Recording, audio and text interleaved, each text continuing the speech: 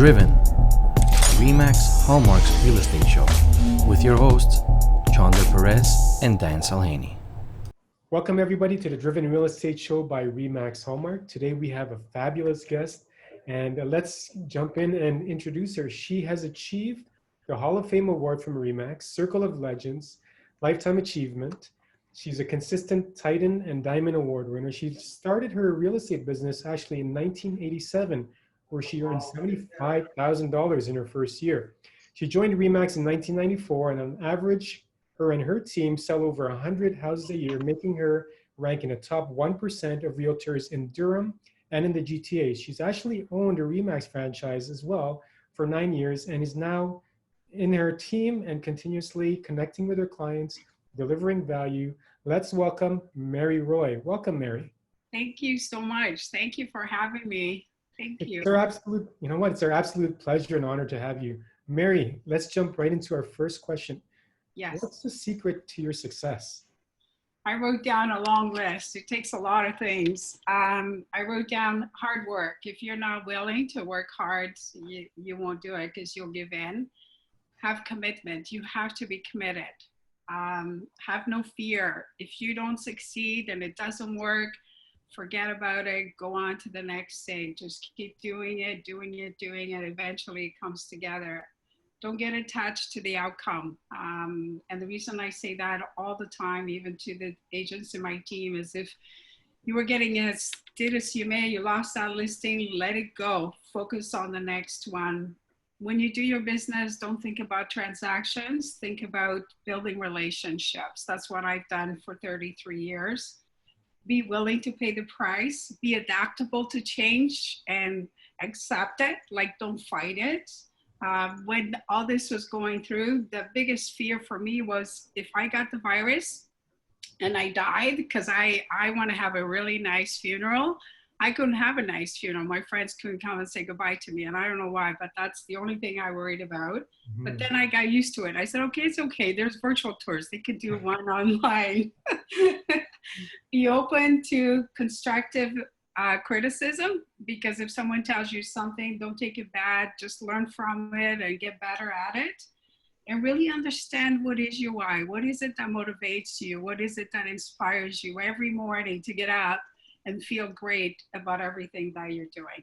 That's it. That's what Absolutely. I wrote. Absolutely. Well, I mean, that is a lot. And you know what we're going to learn in our conversation with you today is just your fantastic journey ever since you started in 1987. That's about 33 years. And we're going to look into that today. And you know what, for those of you who have joined us and are watching this, Dan and I, we have a conversation with Mary yesterday just to get to know her, get to know the journey, just so that we can really put into light what she has gone through. And Mary's such a fantastic, positive person. And one thing that we've got to really look at is this, like when you listen to how Mary shared her secret of success, we kind of narrowed it down to one word, which is relentlessness, right? She's relentless. And so, Mary, let's start with this journey. It's 1987. You first entered into real estate. And the reason I bring up the earnings, I mean, of course, we all know it's not all about money, but when you earn $75,000 in your first year of real estate, I mean, let's look forward. Being a Titan and Diamond producer means you're earning $750,000 and up, $1 million and up. You mentioned yesterday that you're on track to earn $2 million this year.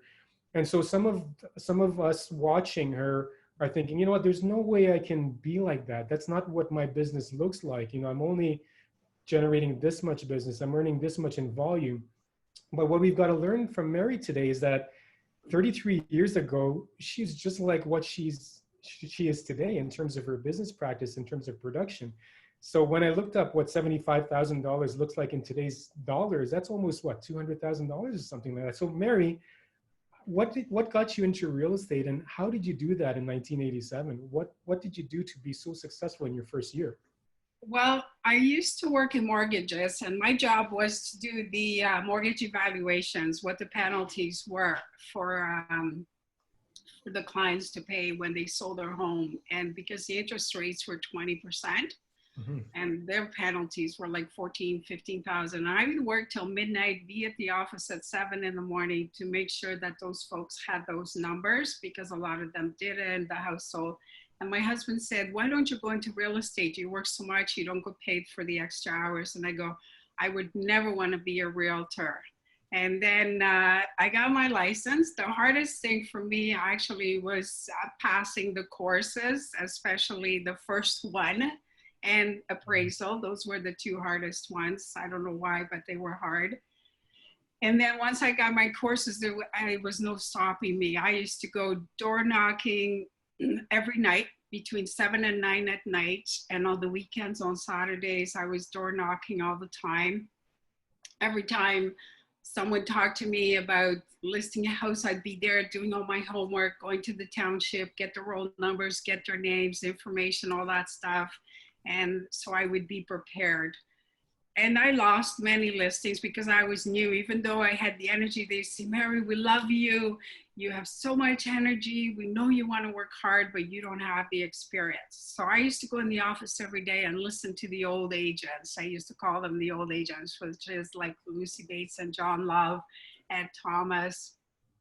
And Margaret Hines, actually, she was my manager. She was my inspiration. When I went for my interview, I was making $18,000. And she goes, so I learned right from the beginning, if you want to create something, you have to imagine it and want it so bad that you will create it. So I said I wanted to make 25,000. I made 75,000. Wow. So what I used to do, I'd be in the office. The old agents didn't want to go out and show homes because they thought the buyers were a waste of time. So I'd be there and I'd take all the, you know, the ones they didn't want to work with, and I'd go out, show a house. I'd show 4 or 5 houses, sell a house, show 4 or 5 houses, sell a house. And they used to go, how could Mary sell houses? When I started creating feature sheets, I used to go and buy the hard paper, put the gold little trim, do stuff. And I used to make pizza, homemade lasagna to make the agents come to my open houses. So guys, it's not easy, but if I did it, anyone can do it. You just have to want it, and you have to create that plan and that vision and that dream of what it is you want to achieve. So Mary, not everything was perfect. No. And obviously you had some challenges starting out, as I'm sure we all have challenges every day. So give us an idea of, you know, what those biggest challenges were starting out, and then how you overcame those challenges. Well, I remember writing this letter. This was my first letter that I wrote when I went door knocking. So this was my letter of introduction, because I started with Maxwell. She was our teacher, and she recruited. I wanted to go work at Family Trust, but Diane was a really good teacher, and she took 12 of us from the class. And when I was writing this letter, it was like 2 in the morning, and I was getting so upset because the letter just didn't sound great. And my husband, he was great at writing. So he woke up and he goes, what are you doing down there? And I said, I'm trying to do a letter so I can go door knocking. And then he helped me write my letter. So writing letters was really hard for me. I was afraid. I'd knock on doors and hope they wouldn't answer. So that way I could say I knocked on the door because I made a commitment to it. But if they didn't answer, it was like, oh, thank God they didn't answer. And if they answered, I was just Mary. And if they asked me a question and I didn't know, I was never afraid to say, I don't know the answer, but I will get back to you tomorrow. When I did my first listing presentation, they wanted me to cut my fee, my commission. And I said, no, I'm sorry. Our fee of Family Trust is 6%. And then they were still giving me a hard time. I couldn't overcome it. So I said, let me go call my manager. So I went in my car with those big phones, I didn't call. I pretended I called Margaret, and I'm sitting in my car and I said, why would I call my manager to ask her to take a cut of my pay? No, I'm going back in there. So I went back in and I said, I'm really sorry, my manager will not allow me to adjust my fee. So then I got 6%. The first offer I did was with John. He was an amazing agent. He's not with us anymore. And he took such good care of me because I was so nervous. I was so scared. I had no idea what I was doing, what to look for and all that. And he could tell I was like so green.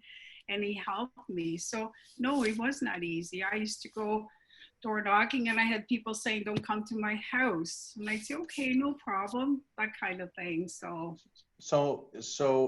it sounds like your challenges are very much in alignment with everybody else's challenges in this Yeah, industry. And that was 30 years ago, that's right. It's right? exact same. It's exact same. So nothing's really changed other than, you know, some adaptation and so forth. So what did you have to do to, and I love the going into your car and pretending like you're calling your manager. Feel free, everybody that's on this call right now, feel free to do the exact same thing. You don't need to call us. Just pretend like you called us. No, I'm just kidding. Yeah, You're that's more right. I love it. If you're not strong enough, I don't know. You know, like me, when I'm not strong enough, then if I could use my manager, and when it was 30 years I was in the business, I had a big party and I found Margaret and I called her. She was in Florida and she said, "Mary, if I was there, I would be there because I'm so proud of you, of everything you've achieved." Like, if you believe in something and you want to do it, but you're scared, I don't know. Say your manager won't let you do it. Call your manager, ask them to help you, to give you the right words to say, right? So what did you do to overcome all of these things? Because clearly when you go and knock on a door today, or you pick up the phone and you call somebody, I don't think based on the volume that you do that you have that same intimidation factor or that same resistance to call them. So No. what did you have to do to come out of that? I just had to do it over and over and over again and get more and more people. Like, the more rejection I got, one of the things I've always done is whenever I experience something I don't like, I go, okay, I rate myself on a scale 1 to 10. How well did I do at this? And I say, I didn't use the right wording. I didn't overcome the objection properly. Like, I rate myself, and then this is what I learned from this, and this is what I'm going to do next time. And I just kept doing that and that and that. And then I got to the point that it's like, if they said, "Don't knock on my door," I said, "You know what? Thank you so much for letting me know. I promise you, I will never knock on your door again." And then when I used to go by, I'd leave them a really nice card and I'd say, I did not knock on your door, but I just wanted to say hello because I was on the street and I wanted to make sure you knew I didn't forget you." Like, those kind of things. So I became, I guess, a little bit creative. So interesting, you know, you shared something with Johnder and I yesterday at one point in your real estate career, you were a mom with kids. Yeah. Right? And I'm sure that was, you know, that presented some challenges as well, as many of us are in similar situations, of course, with the, you know, the nature of the world and so forth. So give us an idea of how you maneuvered those times, because, you know, that's very commonplace today. You know, what did that look like? It was hard for my family because I worked so much. When I started, I used to help at the school, and I used to bring, actually, one day my husband came home and I had like 10 kids eating at my table and he goes, "What are you doing, feeding the whole school?" And I said, "Well, this kid doesn't have a mom. This kid lives with his grandmother." Like, I had reasons for bringing all these children to my home and make them a nice lunch. But then I got really, really busy and I didn't have time to do those things. So I had a husband, Robert was really good. Basically, when we lived in Ajax, I try and do the things I did in the daytime, but at night I come home for dinner, and then it's between 7 and 9, I go out to work. And I did that for years. And then I'd work till like 2, 3, 4 in the morning. It was crazy. I had no balance, no control of my life until I got into coaching with Richard Robbins. So speak to us about that. You mentioned yesterday that you've been with the program for a number of years. Yeah. And you still continue with the program, it's my understanding. So it sounds like loyalty is a big thing to you. And when you find something that works, Yeah. Well, one of the things that I said from my letter right from the beginning, honesty, integrity, and personal service, right?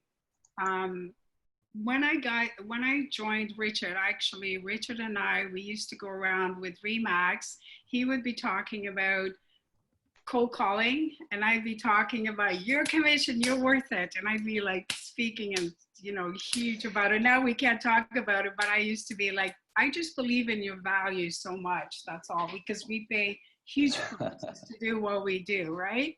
Wow. And that's why we did that. And then Richard said to me, he goes, you know, Mary, I'll never forget, we were in Kitchener and he said, I would love to speak. And I said, then you should do that. And then Richard started speaking and then he started coaching. So I joined him from the beginning.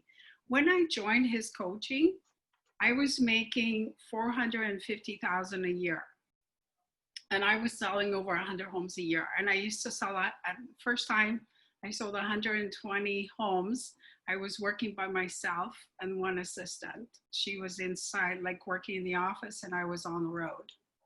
And then Richard took a look at my business and it was crazy. And then he helped me and I mean, the group we were in to create systems. So then I started creating systems. Then I started working on my business, not just in the business. And then I started creating my business plan, my life plan, all that stuff. And today, like one of the things, you know, of course, what we're going through right now is, okay, what are you going to adjust to make sure that you have enough money and all that stuff? And I thought about, you know, I talked to the team and they said, well, maybe we should let the coaching go for a few months. And I said, no, we cannot let the coaching go, because what you need more than anything else right now is the coaching to keep us going, to keep us striving, to hold us accountable to what it is we want to do.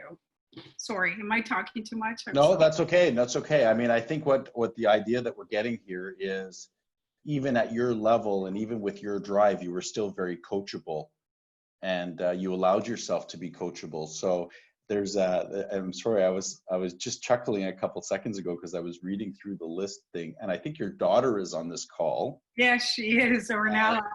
And she's got a comment here that says her key to success is her commitment and the fact that she is stubborn. and I think that goes with the profile, guys. Just so you know, most realtors are, you know, that in that disc profiling, it's right up there, and you're a D, a high D. So she's committed to being great 24 hours a day, every day. Best negotiator ever, because there is no negotiating. It's Mary's price, or she will find the right buyer to pay Mary's price. And I remember you telling us a story yesterday that you had some agents that you would go out and get listings, and I think that they would question those listings and your pricing strategies. Yet, and I'll let you just kind of talk about that a bit, and your attitude about that. Well, when I started, I didn't understand pricing like I do now, right? So I would list my homes and they were always overpriced. And the agents used to call, like I would make pizza, like I said, lasagna, and have the big open house. And all the agents came to eat the food because they love Mary's food. And people like Jerry in our office, Larry Scenes, they used to come in and always pick on me and say, oh, Mary, here's another overpriced turkey that you're not going to sell. And I go, you just watch me. And I did. I sold every single one of them. Now I do understand pricing. And if someone challenges me, I can put my figures, my homework, everything together to justify why I came up with that value. But that was a lot of, you know, hard work and a lot of CMAs. So give us some insight on how you got your business to where it is now. I mean, it sounds like you've had a pretty successful run. You know, probably for the last, 15 or 20 years, you've had some consistency. You've had, you know, you've been in growth mode. You've had a couple of years that have kind of been up and down, and some changes with your team, where you've been a little bit bigger, you've been a little bit neutral. So give us some kind of insights of how you got your business to where it is now, from an organizational perspective, a little bit of structure. And then where do you see things going in the near future?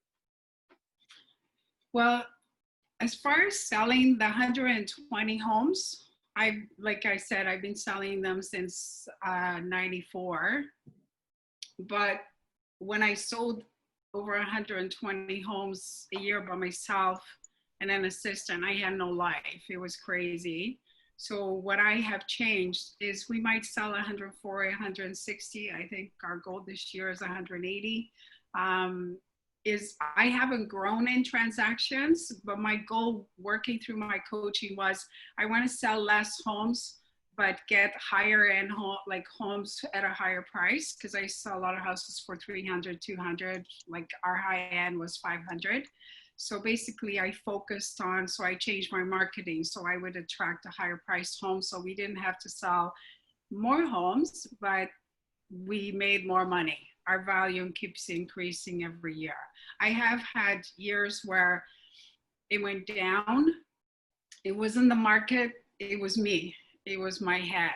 It was just how I was feeling and how focused I was and how much energy I was putting into the business. And this year, like in the future, in the last 3 years, I've been struggling because I don't know what it is I want to do. I'm 65 this year. That does affect you after you turn 60, because you start to see, oh darn, your life is getting shorter. What do I want to do? So I guess in the last 10 years, I learned how to play tennis because I never played sports. I took lessons. I learned how to golf and I took lessons. So now I can at least golf, and now I can at least hit the tennis ball where it stays in the court. It doesn't go everywhere like it used to. So I've implemented things into my life. I travel, I go to Portugal, I've been to Italy, I've been so many places. I go to every conference with RE/MAX because I love our RE/MAX family. So even though and then I had like 18 agents in the team, and as they left, I said, that's it. I don't want no more team, no more agents, blah, blah, blah. And now we went down, my daughter and I, we worked together, and to assist, like to admin girls, we just sold over 112, like 20 homes. We still made over $1 million, just the two of us. But it was a lot of work. I did it for 3 years, and I didn't want to do it anymore. So then I made the choice to grow the team again. And now I have Ornella, Jody, and Naria. And it's an awesome, like we're powerful. I always have ladies too. I don't know why. I've tried men working with us, but I think I work too much. Maybe I'm too stubborn. They give up. They can't keep up to me. So, but it's okay.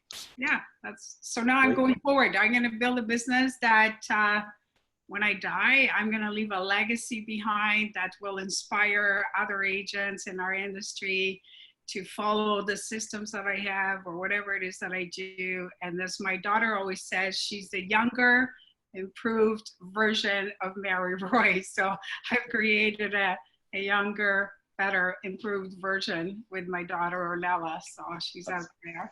Phenomenal. Johnder. So Mary, let's talk about this business machine, because yesterday you talked about this machine, and now you talked about how it's going to create your legacy moving forward, generational real estate business. So what does your business machine look like, and how did you build it over the years to what it is? Like you talked about several things that you do. Why don't you share that with us in detail, what your machine looks like? I think what keeps our machine running nice, like a car, is basically every year we do a business meeting with my team, no matter what, when I had a company, whatever, when I was a broker owner, I always evaluate and take a look at everything that we did the previous year, what worked, what didn't, and what can we implement to make it better. We do have systems for everything. I drive my team crazy. When a lead comes in, the girls have a system. They put in the lead and they put an action plan on the lead. So the action plan is created. All the agent has to do is follow up. So we have ABCs, like hot, warm, cold leads. If they don't update the system with their notes, I get very upset, because if, let's say, I'm away and they need to find out what's going on with our client, we need to put the notes in there. So we have clients in our database that have been there for 33 years. Like, it's pretty cool. I went over with Ornella last night because she knows the figures better than I do. And right now in our database, we have 13,593 contacts, 3,090 are agents, 1,300 are like our A people that we farm all the time, and 6,000 contacts altogether, like including the 1,300, is like our farming that we farm every year. So we also have, I have strategic plan that I created in the coaching with Richard that basically says everything that's being done, when, and by who, and it's inputted in top producer, and every year we adjust the dates as we have to do the things. And then we have schedules. So we do 21 touches a year and it's all done. So the girls know already when they have to order the flyers, when they have to do all those things. We do a movie day. Our movie day, like last year we had 860 people. This year, I don't think we can do our movie day. So we are going to do, Jennifer is checked into it, and apparently what we're gonna do is Cineplex has something that we can send them a pass to watch the movie day, the new movie that's coming out, and then they can order from Uber the popcorn and the drinks, just like as if they were at the movies. And but I told Jennifer it can only be in 2-3 days, so they're all watching it together, so we can have like a little party sort of thing and celebrate. So that's what we're doing. So we do events every year, and like Mother's Day, we do something back to school, but it's been done for years. We just keep following it and keep improving it, keep doing it better and better. So did you find that that was something that you created, let's say brick by brick? So like one year you've said, okay, this is going to work, but let's add this system. And then over the 33 years, this has been a machine that has grown and evolved to what it is today, or was it like this right from the beginning? I don't know. No. I started by doing the street sales. So what I did, I used to farm, and I was a huge farmer, and my farm area, it was merry everywhere. And then I did a yard sale, like a community. So I would advertise it. I'd go around with Timbits and music playing and dance with people on the street. And then we would raise money for the hospital in Ajax.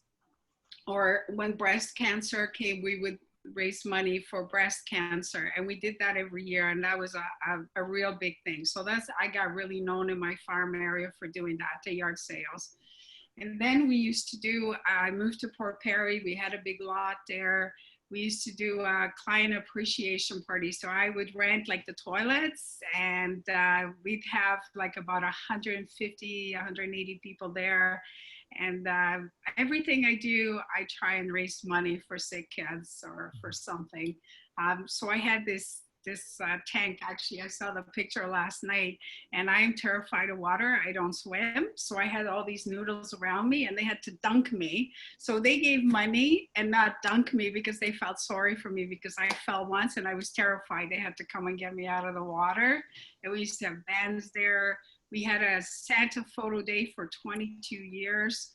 And we used to do this amazing thing, decorating with trees and stuff, and we had face painting, all this stuff. So I've done many events. Then as I got older and my team got younger, they didn't want to do all the work and all the events. So we started doing just the events that is a bit less work, but it still does an impact. Like we did we do coloring contests. We did we go to the farm and they go get a pumpkin. I used to go and give out pumpkins every year with a trailer. And Canada Day, I used to go put a flag in everybody's front lawn. So I've done so many things. I've tried so many things. And then now I'm down to just the 20 touches and then the one big event. So Mary, you're talking about all these things that I believe as realtors, we know that we should be doing. It all speaks to me about community involvement. In some way, shape, or form, you're out there giving back to your community, participating with your community, being involved, being engaged. And it sounds like you've been doing that since day one. Always. I saw a picture yesterday. This is when I had my office in Claremont.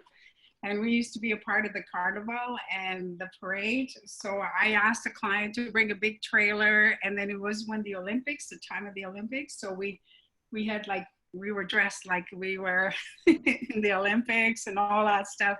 Yeah, I love doing that stuff. I love being a part of the community. I'm also part in the Ajax Home Week. I do a lot of things in our town, in our community. Would you say that from a contribution perspective, how much of that involvement on your end has contributed to your success? I think quite a bit. I'm not a big, like, I don't put it out there. Like, I'm not advertising it that I'm doing it, but I am known for someone that does a lot for, I don't know how the word gets around, but it does. Like, one of the things we raise money every year. When I did my 30-year party, we raised $17,000 to send kids to camp, because one of my dreams was to have a camp for unprivileged children, and it's to do with children's aid. So every time I do something in the winter is to support families for Christmas, and in the summer is to send kids to camp, unprivileged children. So we're going to get back to this in a second. I just wanted to talk to you about, and I know I asked you earlier, what are some of your biggest challenges? And I know yesterday you mentioned that technology is definitely one of them. Oh, yes, yes, yes. So I hate computers. I don't like them. It's been so frustrating going through this whole thing in the last 2-3 months, because I had to work from home. Jennifer had to work from home, and our team is all working from home. But I learned a lot, which I'm good. I always understand what it is my team is doing. That's just me. I have to know what it is we're doing, but I don't want to know how to do it. I don't care to know how to do it. And yes, so that's why I hired an assistant. Actually, Diane is with us too, Diane Wilson. She was my first assistant. We laughed, cried, did a lot of things together. She was the one that was great at doing all the designing, the marketing, all that stuff. She would just show it to me and I go, yes, let's go. That's all I wanted. It's interesting here. Beta is saying, how does a D personality have this much patience to take care of people?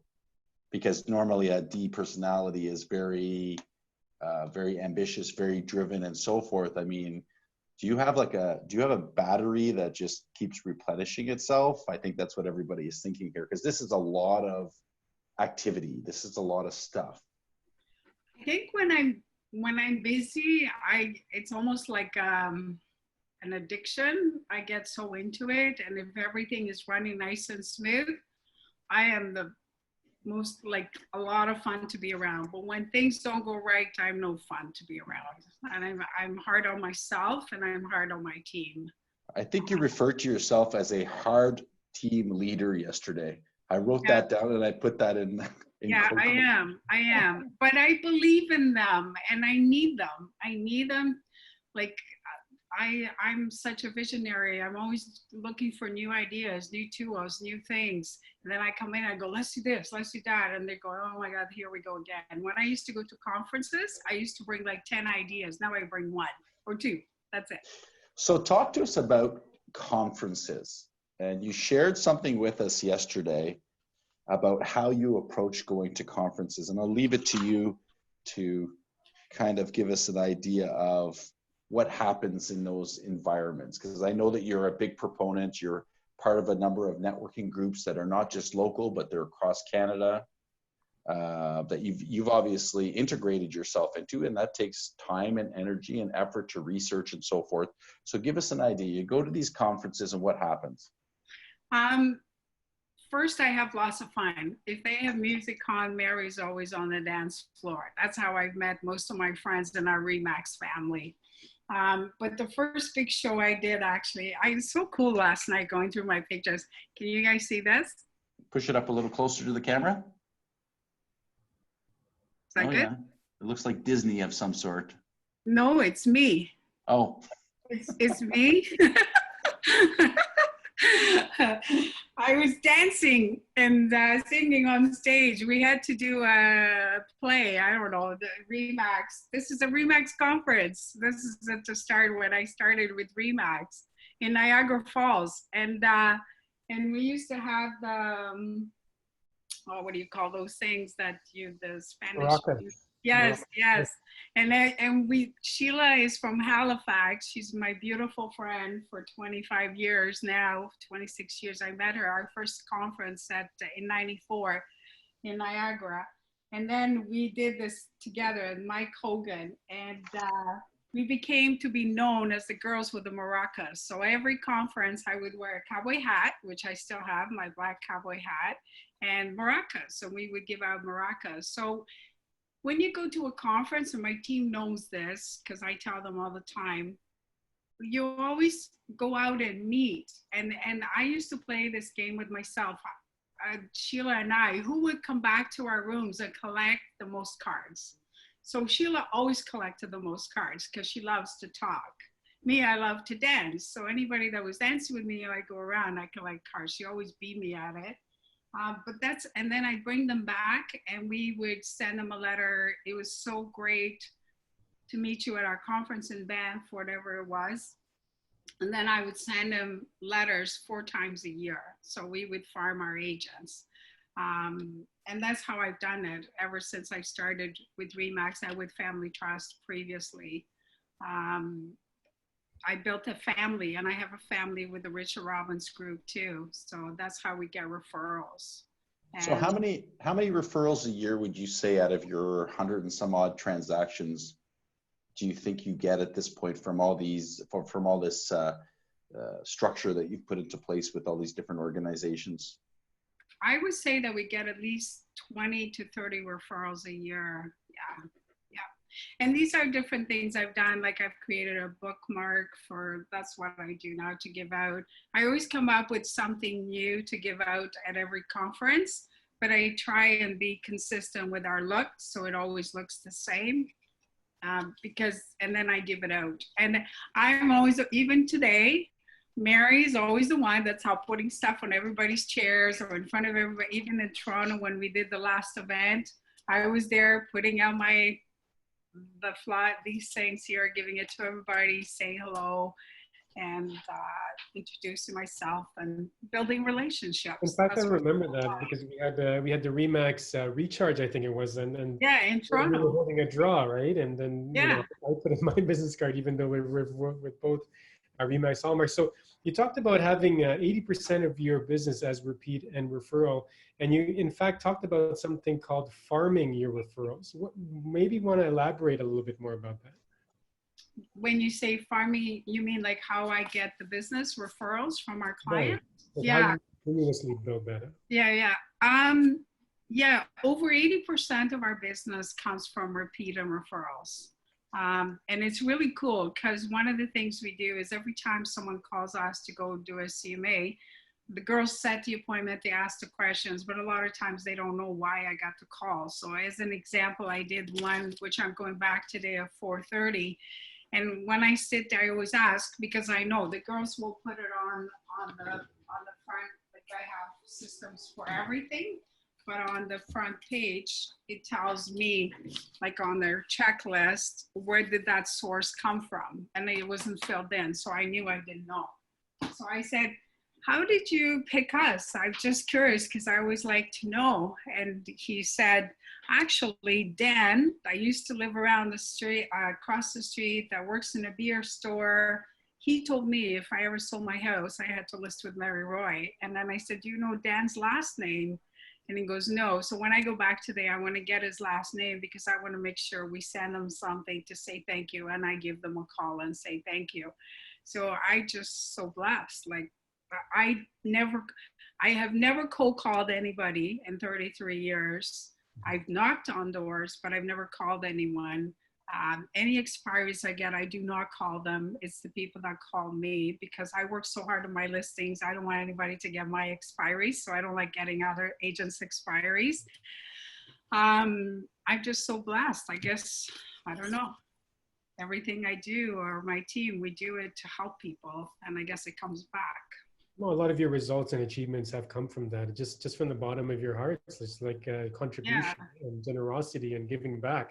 And so let's talk about our current situation where, a lot of realtors, a lot of Hallmarkers are challenged right now as far as the global pandemic is affecting their business. And yet in spite of this, in a safe manner, you and your team have reached out to 1,700 contacts. And that's what we were talking about as well yesterday. So what are you doing differently as far as, how you're connecting with your clients? You mentioned that you were preparing a couple of things for them, that you're providing these kits. Why don't we look into what you're doing as far as activities today to make a difference and to make an impact. Well, when it first happened, actually, I was supposed to go to Portugal to their 20th anniversary conference, and my trip was canceled. Everything was canceled. So it's almost like you go in shock.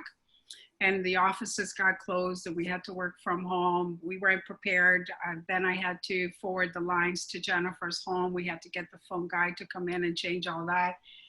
But I guess one of the things, like my daughter said, I'm stubborn. I wouldn't allow it to stop us from functioning, because we still had to be there. Our service has to be there. The phones had to be answered.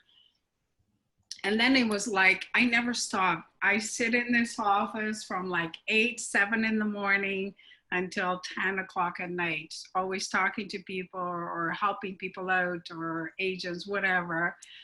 That's what I've done since this thing started, where we've been at home.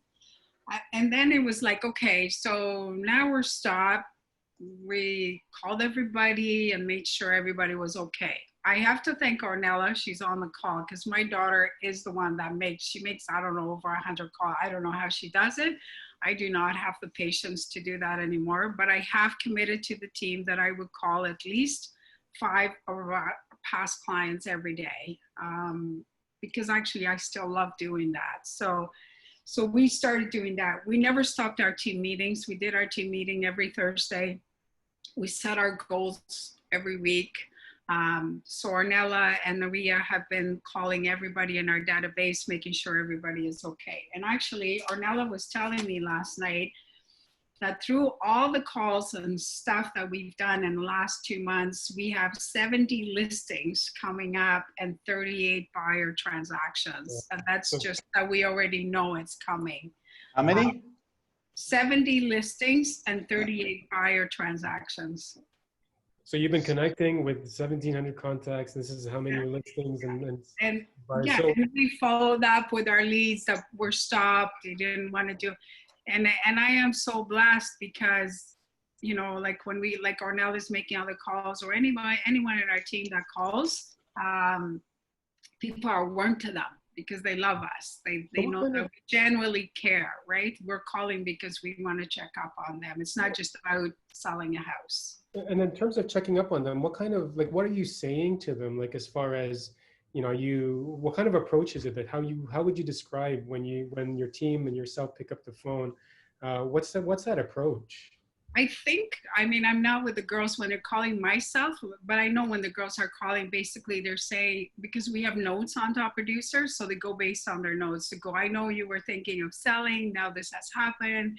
We just want to make sure you know. And then when we started put stuff on our website, you know, we're back in business. We're here to help you. We're here to support you. We put on our website things to do, you know, like for the children, for the family. So we started doing stuff like that. But my calls is basically educating everybody. So what I do, because I was trained in real estate 33 years ago, I check the hot sheets every day. I check the sales every day. Like, I was updating a client that we listed their house in Brooklyn. It's been on the market. It was 11 days when I talked to them, and they said, listen, in your price range in all of Whitby, one house sold between $890 and $950. That's how well I know my market. So that's what I'm doing. They ask, okay, Mary, what do you think? I say, you know what? I have no idea. In 33 years, for the first time, I can tell you I have no idea. I cannot predict, but I do know the phones are ringing. I do know that the buyers are coming out. And I do know that the homes that have sold, they are not coming, like the prices are not coming down, and the lower price, they're going up. So they feel confident. The ones that are over $1 million, I've been watching the market. There's been a few sales. There's been a few calls on our existing listings. So now we're going to get them on board. That's what I've been doing. I'm more like, and inspiring my team. When my team feels down, like yesterday, I was talking to Naria and our team, and I go, you get out there, girl, and you go kick butt. You can do this. I believe in you. Like, let's do it. Come on. Don't let anything get to you. Well, it's interesting because something else that I wrote down from our conversation yesterday is you said that if they fail, I have not done my job. Yes. So you Go ahead, sorry. No, sorry. Yes, I get so excited. I'm sorry. No, I was telling Dan, I was saying I've had many people work for me. Walid, Asim, like they work in our office. They worked in my team when I had the big team. We have so many people in Hallmark that worked for me, and they are superstars. Julie Curran, they're doing so well. I am so proud of them. Like, I want them to succeed. You know what? Working in a team, it's not easy because you got to follow the team's leaders. It's like playing a game, right? Like a game of tennis, game of football, whatever. There's a captain and you have to follow the rules. You have your positions and you have to support the team. If you don't do those things, then you're letting the team down. And we're all responsible for it. So it is for some people and it isn't for some people. But at least I've taught them, I think I've taught them great values, really good tools that maybe they fight me and they don't use it when they're with me, but at least when they go, they put them to use. And I watch them putting them to use and I'm proud of them. Well, you made a comment at the beginning of this, and that was creating a better industry. And we talked about, I'm not going to say what you said, because you said, well, when I'm gone, well, hopefully you're going to be around for many years, and I wouldn't worry about your age, because I think it's all in your attitude, and you definitely have the right attitude to create success and to continue with your success. I just want to fast forward a little bit about what you've done community-wise, and I don't necessarily mean community here, but something that you're doing overseas. And this is for everybody that's listening in here. This is an individual that's very busy, an individual that's obviously very driven, but has the same 24 hours in a day that everybody else does, has, had a young family starting out. Tell us about Portugal, because this blew me away yesterday. Well, Portugal, I love Manuel and Beatriz. I met Manuel probably about 15 years ago in Vegas. And this is why, guys, if you go to the conferences, you'll gain so much from it. You'll learn so much. And because I was Portuguese, they're Spanish actually, but they're in Portugal and they speak Portuguese. And Manuel was talking to me, and then he invited me to go and speak in Portugal. And I couldn't, something happened and I couldn't go. But then I went 5 years, which was like 10 years ago. And I spoke for the first time there in their casino for the Golden Club. And I was so nervous and so scared. And then I fell in love with them. They fell in love with me. And then I said, you know what? I'm Portuguese. My dad passed away. And my dad was so proud of our culture, and I wanted to do something. So I said to the guys at Remax Portugal, I said, okay, I want to do something for Portugal. I want to help you guys. And they said, okay, Mary, we'll find something. Don't you worry. So they wanted to give me 60 agents. And I said, no, I can't do 60 agents. So I worked with 28 agents. So I went to Portugal. I spent 2 weeks there. Actually, my daughter Lindsay came with me. It was a lot of fun. And I interviewed every single one of those 28 agents. And I spent 1, 2 hours, 3 hours, whatever it was that I needed to do with them. I sat there like from 8:30 in the morning till 7 o'clock at night talking to these agents. So I knew what they needed me to help them with. We worked together for a year. I used to be up at 6 in the morning on call, like at 7 in the morning for 2 hours. I used to talk to 5 agents Monday, Tuesday, Wednesday, Thursday. Anyway, they're called the Mary Roy Champions. I love them so much. And actually last night I went through all their business plans and CMAs, how they did their material. And I'm working with them through this right now because they said, Mary, can you please help us? And they have grown so much. And talking to you guys about my champions last night got me so inspired that this morning I sent them a video, I had tears. And one of them said, Mary, don't mess up your makeup. You have no idea. I got such beautiful messages from them. They inspire me. I helped them grow. I helped them believe in me, I guess. I took lock boxes with me to Portugal. I paid €1,000 to get them through the border. And Manuel goes, no, no, no, Mary, you cannot use lock boxes. Now they're using lock. Then Manuel called me about a year ago and said, Mary, where can I get lock boxes? So they're introducing lock boxes. So I've helped them, not just to 28 agents, but even Remax Portugal adapt to change and do so many things. And so you've taken on this adventure with 28 realtors that you're basically overseeing, you're mentoring, that speak very little English. And I know you speak Portuguese, which is great. not great, but I'm learning. That's okay. And but you're dealing with a place that has no systems. Yep. They have nothing compared to, I mean, they don't have an MLS system like us. And I believe in Portugal, the listing agent has to be present for all showings or something or another, and they don't have lock boxes. There's all sorts of stuff. So what's in it for you? Nothing, just joy. They give me, you know what? I didn't get paid. I'm not getting paid. Like I was in Portugal last year and I went around with Remax Portugal and did meetings with all the broker owners. And I spent a week working with the people that had office at Remax Portugal. And I would be there at 8:30 in the morning, they'd be there at 9. And I would work those guys. Like I wanted to know everything. Okay, what are the brokers doing? What do we need to work on? What are we focusing on? And then they do their presentations, all their stuff. And then I would speak. And I was speaking in front of all these brokers. And I was sharing this with you, Dan, like yesterday. The brokers would have like their arms, oh yeah, here comes another one from Canada telling us what to do, whatever. And I could really feel that, and I would be picking on them. I remember picking on one broker and I kept asking him questions and stuff, getting him out of his like mode fighting me.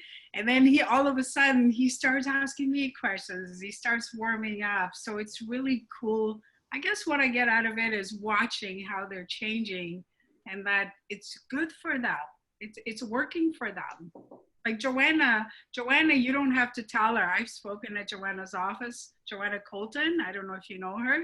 She's awesome. She's a queen, man. She's a rock star. Like she wants to learn more and more. She's like me. Like we're just go-getters. So it goes to your overall philosophy then, it seems, Mary, of making an impact, being generous, being so passionate about this industry and just giving back the wealth of what you've learned and what you've accumulated over the years. And so this might sound unconventional, but I'm going to let you fill in the blanks here. This is something that you said yesterday as well. You don't show a house to sell it, right? What do you show a house for then? You know what? I don't go out with buyers anymore, but I went out to Brighton. I've never been to Brighton. It's an hour and 15 minutes from here. These are really special clients. She's a nurse and they're scared. They always bought, like they've been there a long time. And they wanted me to go out with them. And I was just going to go out and show them so I could learn what it is they were looking for and then refer them to an agent, probably to John Barry that way, right? And we looked at all these houses, we looked at everything, and I had fun, actually. It was fun. And then they found a new home that they liked through the builder. We met the builder. He was an awesome guy. We talked to him and everything. And you know what? It's really funny you bring that up. I didn't even ask the builder if I was getting paid for them buying that house. I had no idea if I was going to get paid or not. They wrote something, they came up to, like I basically told them, you like the house, I believe in the product, you believe in the product. I came here, I don't go out and drive for an hour and a half to show homes. You are buying a house. Because they were go, should we go home, think about it, whatever. I go, no, you like it, I know what you like, you're buying this house before we go home. So they did, they talked to the builder and all that. And then when we were leaving, the builder says, Mary, can I talk to you? And I said, sure. And he goes, are you okay with 2%? I go, yeah, it really doesn't matter. I was here to help our clients. And he goes, really? And I go, yeah, I was here to help our clients. He goes, no, you're getting 2%. So that was nice, but I didn't even know if I was going to get anything because I wanted to make sure they were okay. So even it sounds 33 years. It sounds like the saying that the universe will give back what you give to the universe. Excuse me. Geez, I should have my mask on here. I'm in the office. I'm kidding. I just have a little tickle. It sounds like for many of the activities, for many of the things that you've done, for many of the contributions that you've given to community, to the industry, to all these things in some way, shape, or form, whether it's brought you joy. And I know Paula Carney said, I love that response. What does it bring to you? And you just said, just joy. So for you, that's, you know, through our conversations and through my conversations with others about you, it's always seems to come back to that, you know, this person just wants to make everybody around her better and happy. And by doing so, and by being that person of contribution, and you kind of remind me, not that I want to compare you to anybody, but I think about Ken McLaughlin a little bit. Yeah. And I think about Ken's attitude towards how he's built his business and what he shares with Johnder and I and the rest of the leadership team, because I think we're all very much in alignment. And that's why we're here today. Yeah. Right? Is we're hoping that the people that sit in on this and that will listen to it afterwards, that some of your ideas, some of your processes, some of the systems, or just the mindsets. And I think that that's the biggest thing that I've gotten from you, Mary, is it's all about mindset and intention, is just to be like a servient attitude in so many respects. My grandfather taught me that when I was very young. Never give to receive. And I never, like, if you do something for me and then you throw it on, I don't like that at all. Like, if I do something, I like to give it, but I don't give it to receive. Yeah, every time, if you give, that's what I teach my team too, is like, if you're showing a home, and or you go do a CMA and they don't end listing with you or buying with you, it's okay. Because if you left an impression with them, they go and learn their lesson. And when they do move again, and that happens to us over and over so many times, then they come back to us. They say, you know what? I didn't make the right choice, Mary. We want to work with you. I learned my lesson. We want to work with you. So as long as you do that, it will come back. And even if they don't sell again, they'll tell someone else about you. So always give with full intention, not in the intention to receive. And isn't it a wonderful way to run your business as well? Because you've got that confidence, you know your value, but at the same time, it's more so that, you know, I'm here for you if you need help, and you're coming from a point of being abundant in contribution. And so, Mary, you've shared such a fantastic journey with us of over 30 years of your real estate knowledge, and you do so freely and so willingly to everybody, not just even here, a list for those of us that are watching you, but you've made such an impact worldwide, let's say. And so right now there's Hallmarkers and realtors watching this that are going through challenges. Some of them may be starting out and they're like, wow, how could I achieve that in my first year or first couple of years? Some of them might be in the business 5, 10, 15 years, and maybe they need that. You know, we hear the word pivot being used a lot. Maybe they need that turning point. What would your advice be to anybody watching us right now? What do you have to say to them? Don't give up. Like, don't give in. Just keep doing it. And if you need help, reach out. Like I always tell everybody, I don't care who it is. I don't care if they work with Century 21, it doesn't matter. Any company, if they need help, if they can make a call and say, hey, you know what, I'm having a real crappy day. I have people that call, okay, Mary, I need a Mary Roy kick in the butt. I need 5 minutes from you. And they'll call me and I say, okay, what's going on? What do you need? And I don't know. I say something and they go, thank you, Mary. You know, like, so if you feel like giving up or you feel discouraged, you know, if you have mentors in your life, if you have someone you look up to, you know, call them, ask them to help you and support you. I don't know, don't give in. You guys can do it. What I did 33 years ago, it's what we're doing today. The only thing is technology is way advanced. I'm no good at it. I get it. I understand it. So hire the people that can do it for you. Like, I know that we needed help in our social media, so we just hired someone to do social media. My girls have done an amazing job, but we're not specialists in social media. So now we hired an expert in the social media to get us on top of our field, right? So if you can't do something, And don't go spend all your money. Go talk to more people before you spend all your money. When I was in Portugal, I said, oh my God, I would love to work here. They all have cafes and they sit outside and have coffee and there's all kinds of people. I'd be delivering flyers to everybody that's sitting in a restaurant and talking to them and creating relationships, right? That's what you got to do. You know, find out on Facebook now, you can see all these different events that are going on, all this stuff. Like, you can meet your clients. I've done a lot of meetings on Zoom. I didn't know how to use Zoom, but I do now. You know, tell them, like sometimes they go, why do I have to talk to you on Zoom? And I said, because I want to see your face. I want to see your expressions. I want to see you smile, you know, like it doesn't have to be about real estate. Just do it. Like, I don't know, set yourselves apart. And isn't that Like, just call me. If you're not motivated, call me. I'll motivate you. well, there I'll you go. get you off your butt. I'm going to ask you for your contact information in a moment so that you can get some of our Hallmarkers and realtors into gear. And so, and isn't that such valuable advice and so simple? Just don't give up. Keep on going. Don't spend more money. Spend more time connecting.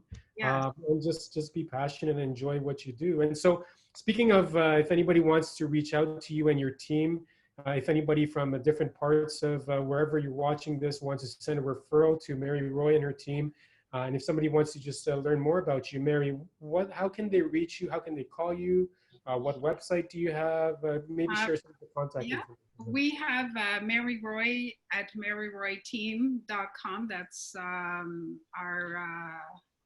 website. And Mary Roy, what's our email? maryroyteam.com is our email, sorry. And our phone number is 905-426-7515. We also have 1-888-627-9769, which is 1-888-MARY-ROY. And my team, they're just like me. Like Ornella is amazing on the phones. She's way better than me. I don't like talking on the phones. If you guys need help that way, she's great. You know, all the girls that work in my team are awesome. Without my girls, I wouldn't be where I am because I can't do a lot of the things they do. All I'm good at is I'm not scared and I love people and I love to help people. That's what I'm great at. And the rest, the girls help me with.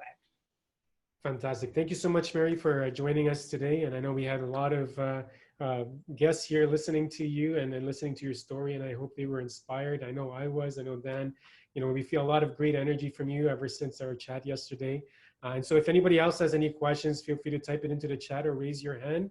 But Mary, thank you so much. And you know what, one of the key takeaways too, and one of the key skills that Mary has that she mentioned is that, you know, if there's some, like, she's very strong. Like Mary, you're very strong in so many things, and the things that you may not be as you know, may not want to do or may seek more expertise at, you just find somebody else to do it. And that's such a practical piece of advice as well. Any final words, Mary, before we wrap up for today's?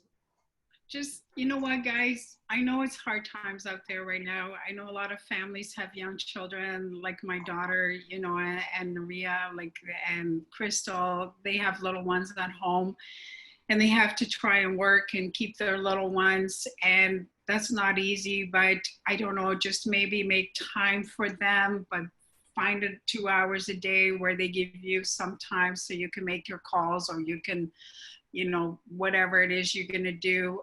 Don't be afraid to go out as long as you're careful. Like, I mean, actually, I wrote down, or Nella told me, Jennifer told me, that since March 21st, which is when everything shut down, we sold 7 houses, we got 9 listings, and we have 2 more coming this week. So we got like 11 listings since March. So you can do it, guys. We can do it. You know, like I went out and I did my kits for my agents so they're safe.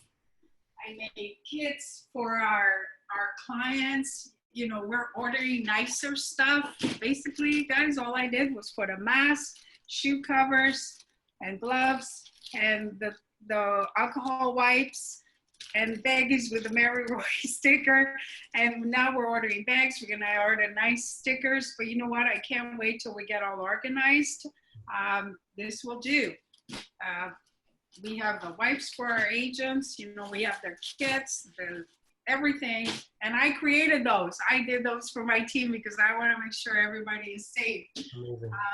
So don't let it scare you. Yes, it is a virus. Yes, you have to be safe, but the consumer needs us. They need us to be strong. They need us to be supportive. They need us to be educated in our market and be able to answer their questions and their concerns because they're scared. They have no idea what's going to happen. So I don't know.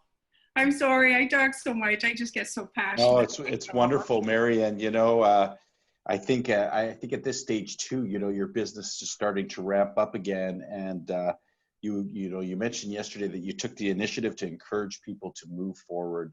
Yes. And I think that that's with your clients, and I think you're encouraging the same with your peers and the people here. And I think, you know, all of us in chatting with you have gotten something out of this, whether it's inspiration, a couple of nuggets, a couple of ideas. I hope so. And you know, we're looking just down the side here at the participants chat, and then everybody seems to be thrilled with having you here. And you're definitely an incredible person, an incredible realtor. And on behalf of Johnder and myself and the rest of the Hallmark team, we just wanted to say thank you for taking the time. And for everybody that's joined us here, thank you for being part of this. And we'll stick around for a few minutes, Johnder. Sure, yeah. If you have any questions for Mary, feel free to stick around and you can ask. But thank you so much for joining us today. And Mary, thank you so much for sharing your fantastic journey. Thank you. I was nervous. I hope I inspired somebody out there and I gave Absolutely. some good ideas. Absolutely.